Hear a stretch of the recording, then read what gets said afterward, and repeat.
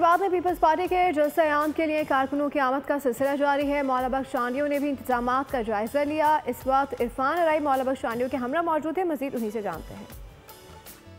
जी, Pakistan peoples party ने आज हैदराबाद में पंडाल सजाया है। कारकुनों की आमद का सिलसिला जारी है। मरकजी कायदीन भी जलसा गाह पहुंच रहे हैं। हमारे साथ सीनियर रहनुमा पाकिस्तान पीपल्स पार्टी के मौलाना बख्श चांडियों साहब, हम उनसे जानते हैं। चांडियों साहब, आज के जलसे में क्या ऐलान मुतवक्का है बिलावल भुट्टो? तो वाज़ेह ऐलान है जो हम सब समझते हैं, वो ये है कि दरियाए सिंध पर कोई कैनाल कबूल नहीं किया जाएगा। बाकी वो क़यादत है, मेरी चेयरमैन साहब बैन-अल-अक़वामी सतह की क़यादत है, वो मकामी बातें नहीं है।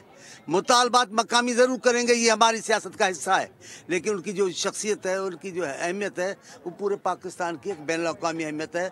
उनका बोलना बैन-अल-अक़वामी सतह का होगा।